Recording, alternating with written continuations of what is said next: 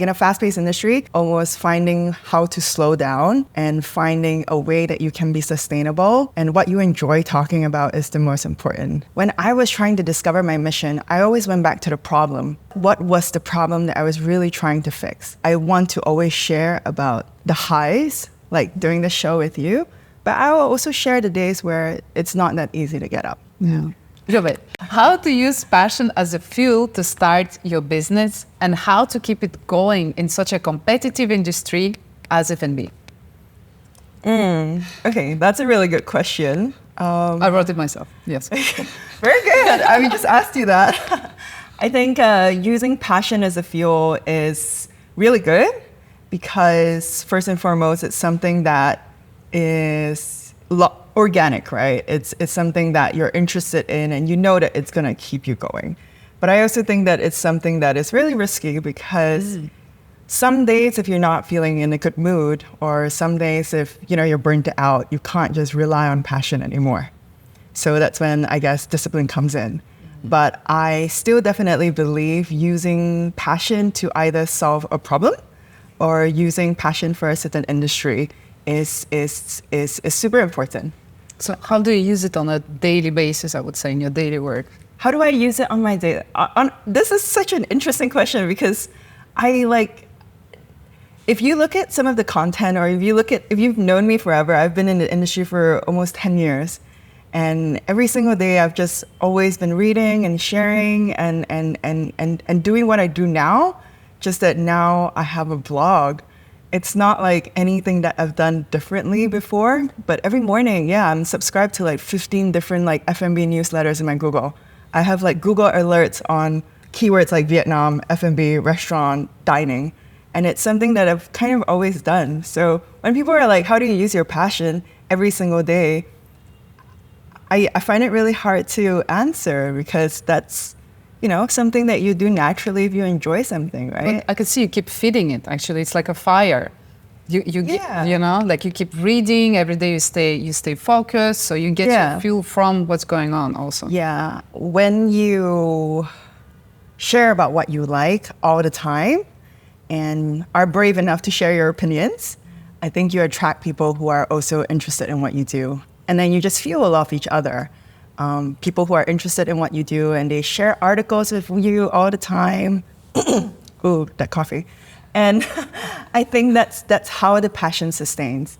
I think passion is really hard to sustain if you are not constantly around people who are interested around you. And when you have a good group of people who enjoy what you're doing and keep you going and show you that what your passion is really interesting and you're interested and you have that curiosity that keeps growing, I think that helps a lot. So I think that's how every single day I still get to wake up and do something I do. Because when I share something, somebody tells me something different and I'm like, oh, that's really interesting. I never thought about it that way. So I think that's really cool. And I think when you come into a fast-paced industry, that's the way you have to keep doing it. Otherwise, it can really burn you out if it's everything just on you. If there's no like engagement or interaction and this community building, it can be really tiring. And also, one of the things I try to do, and I've realized in the past few months, is to also do things outside of F&B. For example. So last week, I actually tried to find a new hobby. Because every single day I realized like I turned this passion into a business, right? So every single day that I'm not like working on my 9 to 5, I'm still, like generally interested. My whole content feed is always about food. My emails are all about food. Everybody I talk to is about food, which is great if you're in the business. But then every other hour you're also doing the same thing, right? It can be really tiring and burnout. Yeah, it's very, very exhausting to be very honest sometimes. So last week, I painted. I was like, oh, let me do like painting. Or I went to like the sauna and I did like a public bath. And I was like, okay, I need time to switch off. And I don't follow a lot of the food bloggers in Vietnam because I also think that you need to switch off certain content. And sometimes it can be overwhelming when you feel that you always need to compete or you always need to feel that you need to be a certain way. And I think that can also be very demotivating in a fast-paced industry, right? Because every time there's a new restaurant that's opening, it's not that you will always know about every single one. But maybe if you see if you're following 1,000 bloggers and media, you're always going to miss out. And then it'll keep you going and going and going, and you're going to burn yourself out. So I think that's really important as well. In a fast-paced industry, almost finding how to slow down and finding a way that you can be sustainable and what you enjoy talking about is the most important, for sure. What I can see, it's basically for you, F&B is like a game, but sometimes you need to slow down, you need to do something else in order to come back and play the game with a new energy, with pleasure, so you don't burn out. You being passionate, but not too committed at the same time. Step out. Yeah, I think sometimes F&B, the industry is huge. Yeah. You can do everything, marketing, PR, restaurant reviews, new guides. There's so many things that you can go into. But I realized that maybe I was really interested in one or two parts of it. But if you are so, following every single person that's doing F&B, you might feel like you want to do every single thing. And I'm passionate about two things.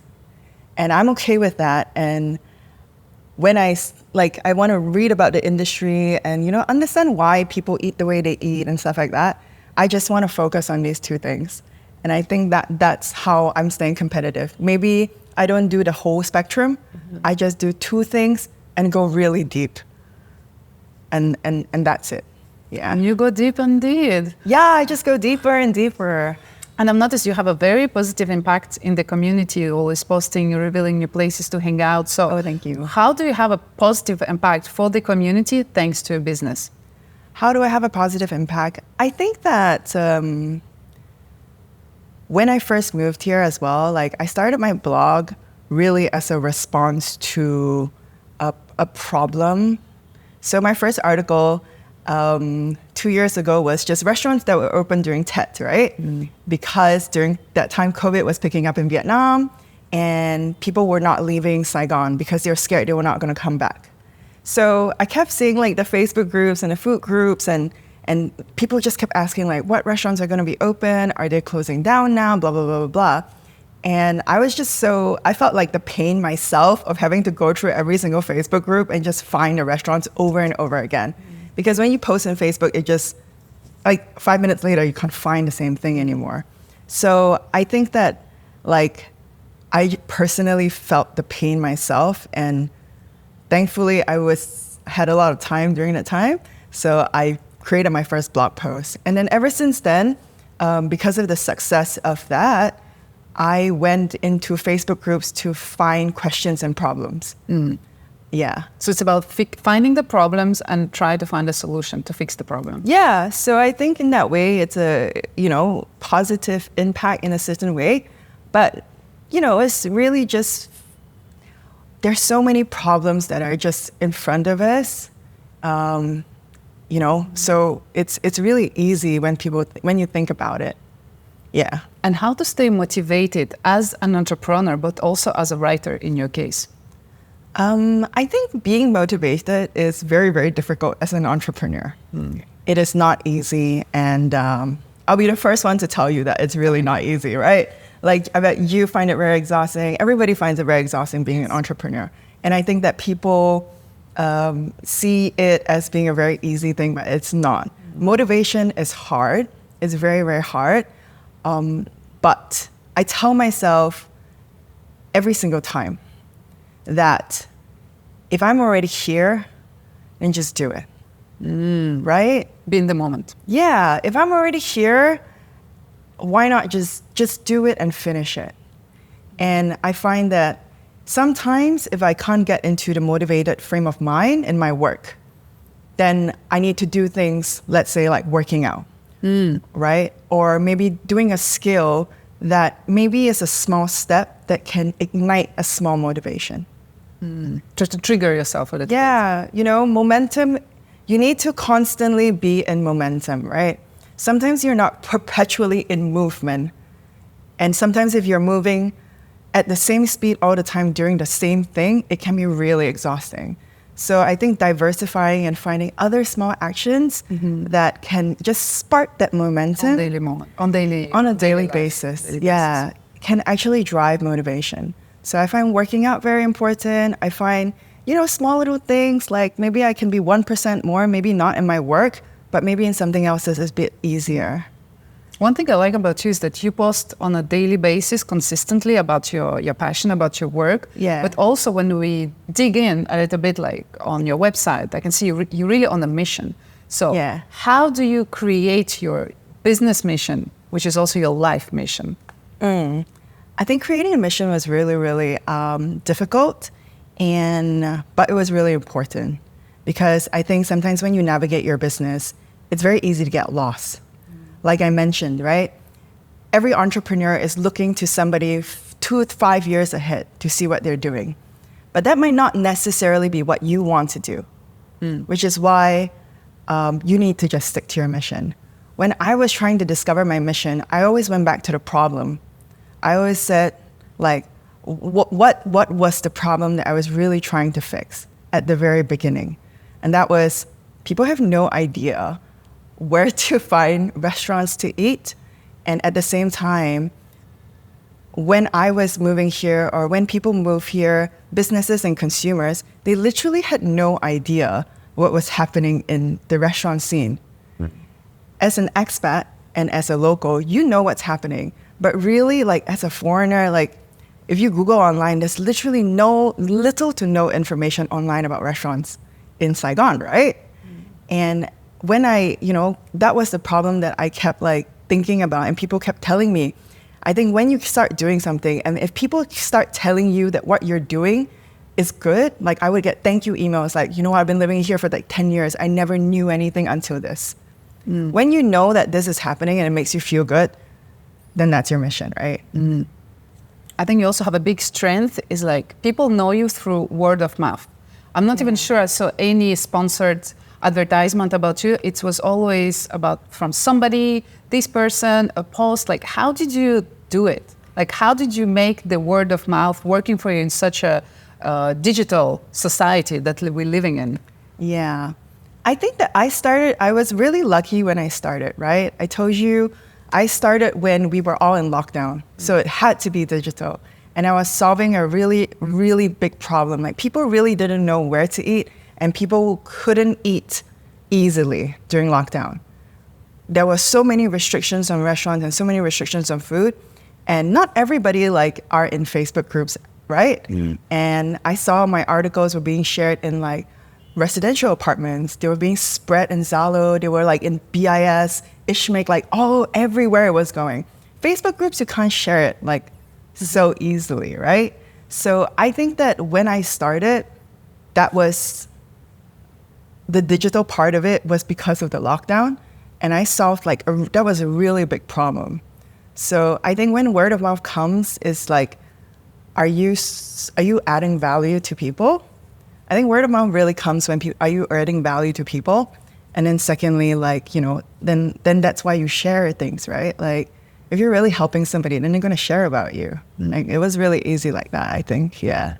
Jovel, there is something very unique about you that I appreciate a lot, is that you're very open about your health issues. Yeah. So, in your opinion, as an entrepreneur, why is it important to share about our struggles? So I share a lot about my mental health issues, challenges. So I do have an anxiety disorder. I've had it for about 10 years. And it's something that I think for a very long time I didn't want to share about.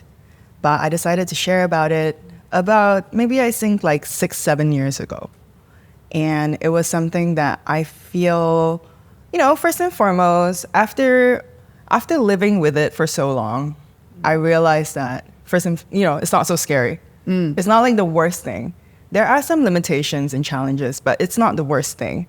You can still live a very good life, and you can still, aspire and achieve great things, right? And I wanted to share about it because I don't want people to think that mental health is something that like, it means that you can't achieve a lot of things.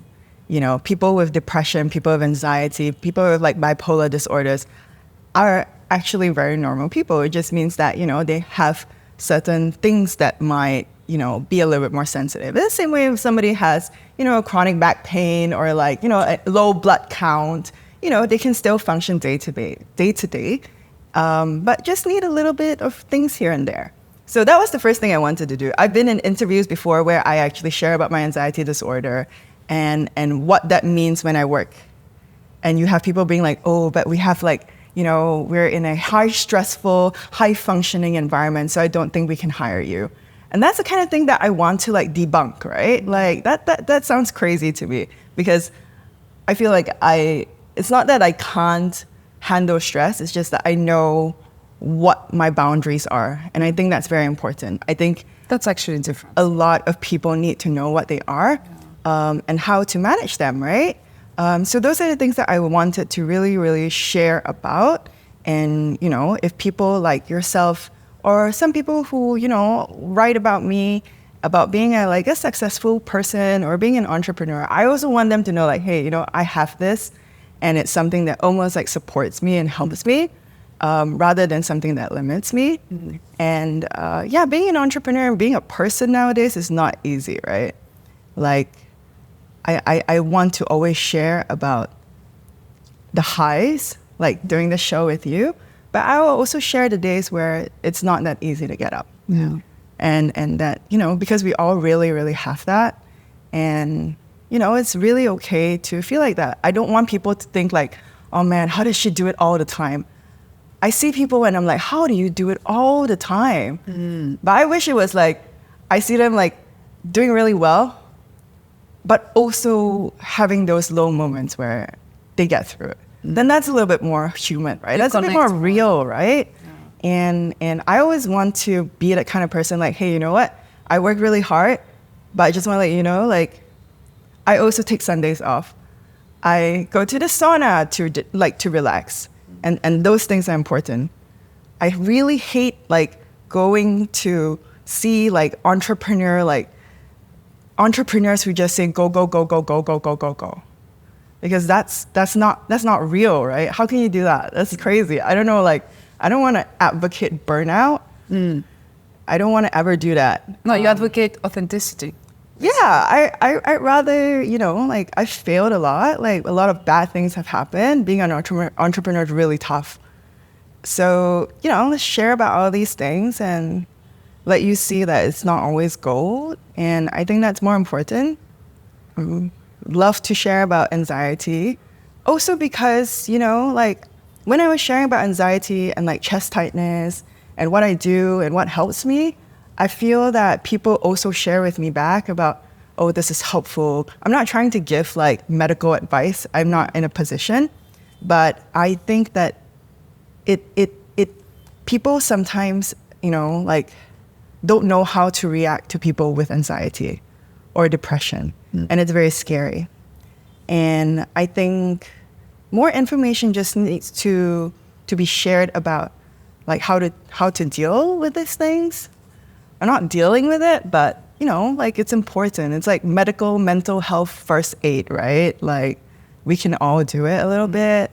During the lockdown, I feel it was helpful. It's important. Yeah, it's really important. And, we connect better through bad experiences. There's also this thing, trauma bonding, which I don't advise, but basically when you show your flaws and the challenges that you're facing, we want to connect with you more. Like, oh my God, she's human.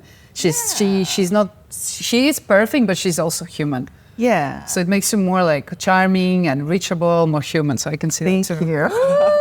Could compliment that. Actually, Jovel, you mentioned something like it's hard to be a human, it's hard to be an entrepreneur. Mm-hmm. Sometimes I also feel it's hard to be a woman, hard to be a female entrepreneur. So do you have one word of advice for the female entrepreneurs out there? Yeah, I think as a female sometimes, and I've seen this a little bit as well, is that you don't know how to be as a female entrepreneur. Sometimes you feel like you need to put on a suit. Sometimes you need to feel like you only get to be in a boardroom if you are dressed a certain way or look a certain way or have a certain accent. Your hair needs to be black to be more serious. And I've been there before. Oh shit. Oh no. No, but I've definitely been there before where I feel that I need to dress more serious when I'm in, a boardroom or taken more seriously. F&B is a very male-dominated industry as well. So sometimes it can be, difficult to fit in, especially when everybody's like drinking and broing. It can be very intimidating as a female. And I think, what women have as entrepreneurs is the fact that we're not male entrepreneurs. And understanding that you need to be confident in who you are and show up as you are, wearing, red and pink. And Barbie. Yeah, and know that you can be taken seriously is important. Yeah. Don't feel like you need to conform. Don't feel like you need to be a certain way. The right people will want to work with you, and just wait for that. I think it's a very wise words. And I didn't want to turn the interview too much about like being female, being an entrepreneur, but it's a good reminder to, again, be who you are. Yeah. Like, don't forget, don't try to change yourself to please the others, but like still going, show your flaws, show your strengths, show yourself, but be who you are. Yeah, definitely. I think that's super important. And Jovel, actually, all good things must come to an end. So does this interview. Oh, no. Oh, no. But I have one last question for you. Sure. Very practical question. Okay. According to you, what can we do daily to become a better person? What can a better person? A better person. Oh. Better, not a better, a better person. A better person. A better person. Yeah. A better person. I personally think that for me to be a better person, just being a lot more, I think a lot more kind. Yeah. I think there are many moments that especially as an entrepreneur, you're handling like 50,000 things at the same time, right? It's so easy to get angry. Yeah. If things don't go right, things don't go this way. Like it's so hard to either snap at somebody. It's so easy to snap at somebody, or also like snap at yourself, like when things don't go a certain way. And I think it's so important every single day to be a better person, to be like, you know what, like, wait, just stop. Like, do I need to say this thing? Is this as bad as I'm thinking it should be? Like, to be kinder to other people and kinder to yourself. Because it does make a difference, I think. Like, yeah, I think if you keep snapping at everybody every day or snapping at yourself, then, your motivation and who you are, then your journey sucks. Like literally, if you're just angry all the time, journey sucks. And it impacts your mission, your daily work, your daily life. So I think that's a good reminder as well. Yeah. Jovel, I just have one last thing to say. You're fantastic. Oh, thank you so much for coming. Thank you. Career. Thank you for having me. That was really nice.